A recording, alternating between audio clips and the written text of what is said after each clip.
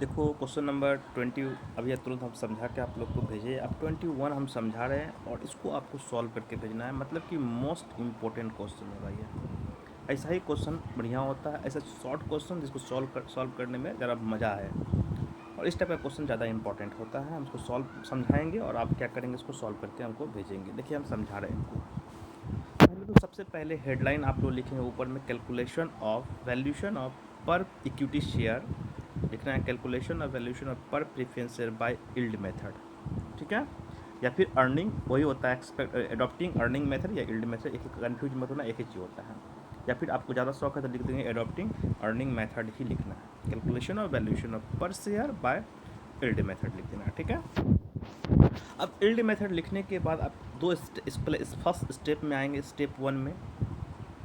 Step 1 दिखाना आपको। Step 1 में देखिए हम क्वेश्चन को पढ़ रहे, नेट प्रॉफिट बिफोर टैक्स दिया हुआ 1,80,000, तो आप दिखाएंगे net profit before tax. Net profit before tax कितना हो गया, बिफोर टैक्स 1,80,000 हो गया, ठीक है। इसमें से लेस कर देते हैं हम लोग। सबसे पहले इनकम टैक्स दिया हुआ कितना परसेंट, 50%। तो इनकम टैक्स को आप लेस करेंगे तो रिजल्ट आपका क्या आ जाएगा, 90,000 इनकम टैक्स निकल जाएगा आपका। तो घट के जो 90,000 आएगा इसका नाम हो जाएगा क्या, नेट प्रॉफिट।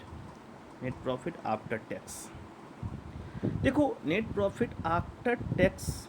अब उसके बाद हम लोग घटाते हैं general reserve, debenture redemption reserve, उसके बाद घटाते हैं हम लोग dividend, preference share dividend, equity share dividend. तो रिजल्ट जो आता है उसका नाम होता है profit available for equity share holder. तो क्वेश्चन में बस यही दो आइटम है, नेट प्रॉफिट बिफोर टैक्स में से after tax, net profit income tax घटाए तो आफ्टर टैक्स निकल गया। तो आफ्टर टैक्स को ही नेट आप नहीं कर सकते profit available for equity share holder, या फिर नेट प्रॉफिट आफ्टर टैक्स ही लिख के छोड़ दो आप, उतना ही लिखना, उससे ज़्यादा कुछ नहीं। फार्मूला पे आप profit available to equity shareholder की जगह पे आप क्या लिखा गया, नेट प्रॉफिट आफ्टर टैक्स ही लिखेंगे आप। तो आपका ये first step clear. Second step में आते हैं। स्टेप थर्ड में, सेकेंड में जब हम लोग क्या लिखेंगे, सेकेंड स्टेप में हम लोग को निकालना पड़ेगा calculation of total paid of equity share capital. ये लिखना है आपको, calculation of total paid of equity share capital. तो कैसे कैसे निकालेंगे, सबसे पहले लिखेंगे 2,000 इक्विटी शेयर। फर्स्ट वाला देखिए 3 को share equity, 2,000 equity share at the rate 100 रुपया, 100 रुपया सॉरी, एट द रेट 100 रुपया, और पैड फुल्ली पेड कर देना, 100 रुपया fully paid. Total equity share capital at the rate 100 रुपया फुल्ली पेड। तो कितना हो जाएगा आपका यहाँ पे, 2 लाख हो जाएगा, 2 लाख दिखा देंगे। दूसरा वाला में 3,000 equity share, 3,000 equity share at the rate 100 रुपया, और 80 रुपया लिखेंगे हम लोग, 100 रुपया लिखे कॉमा दे के लिखे 80 रुपया पैड अप। जितना पेड इससे पहले क्या था, 2,000 equity share at the rate 100 रुपया फुल्ली पेड, इसमें लिखे 3,000 equity share at the rate 100 रुपया कॉमा दे के 80 रुपया पैड अप।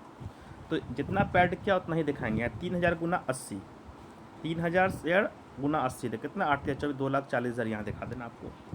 तीसरा वाला में कितना दिया, 1,000 equity share at the rate 100 रुपया, और कॉमा दे के लिखेंगे पैड अप कितना, क्या 60 रुपया पैड अप।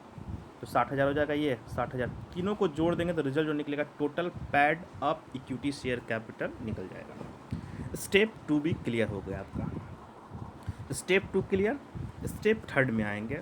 स्टेप थर्ड में हम लोग क्या लिखेंगे, एक्सपेक्टेड रेट।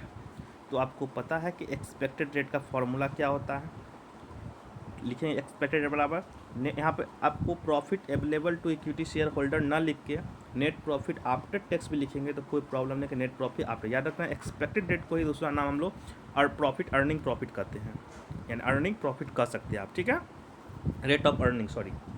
तो रेट ऑफ अर्निंग के नाम से जानते हैं। तो हम लोग क्या करेंगे, नेट प्रॉफिट आफ्टर टैक्स लिखो, पूरा नाम नहीं लिखा हम लोग, profit available for equity shareholder ना लिख के हम लोग नेट प्रॉफिट आफ्टर टैक्स लिख दें, इंटू 100 अब भागा total paid of equity share capital. तो total net profit after tax कितना, मैं 90,000 निकला था याद है, इंटू 100, और total paid of equity share कितना, 2 लाख, 2,40,000, 4,40,000, 60, 5 लाख, 5 लाख हो गया, 18×5 = 90। तो कितना निकल गया हमारा, 18% हम लोग का निकल गया एक्सपेक्टेड रेट।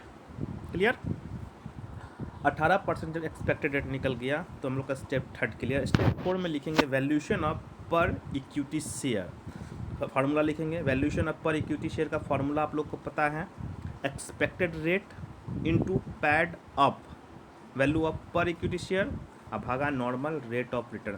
देखिए तीनों ही शेयर के लिए नॉर्मल रेट ऑफ रिटर्न 10% दिया है, इसीलिए तीनों को एक साथ हम लोग निकाला, तीनों का अलग अलग नॉर्मल रेट रहता, तीनों को अलग अलग निकालते हैं हम लोग। तो हम लोग पहले एक बार में स्टेप 4 में फार्मूला लिख दिए कंप्लीट।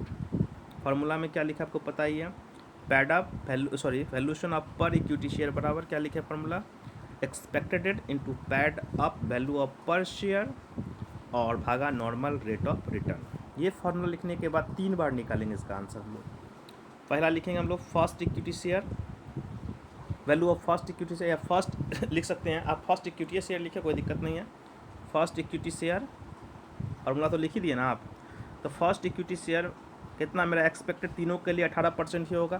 फर्स्ट वाला में कितना पेड किया, 100 रुपया पेड किया पूरा का पूरा, नॉर्मल रेट 10 निकल गया इसका आंसर। सेकेंड इक्विटी शेयर में कितना पेड किए हैं, 80 रुपया पेड किए, तो नॉर्मल रेट तो एक्सपेक्टेड तो उतना ही रहेगा 18 इंटू कितना 80 पेड किए इसमें, अब भागा कितना नॉर्मल रेट 10 रहेगा, इसका निकल गया। और थर्ड वाला में कितना पेड किए हैं 60, तो यहाँ पर सिर्फ कितना हो जाएगा 60 हो जाएगा, ये भी निकल जाएगा आपका आसानी से। इस क्वेश्चन को आप लोग क्या करेंगे, सॉल्व करके कंप्लीट भेजेंगे हमको।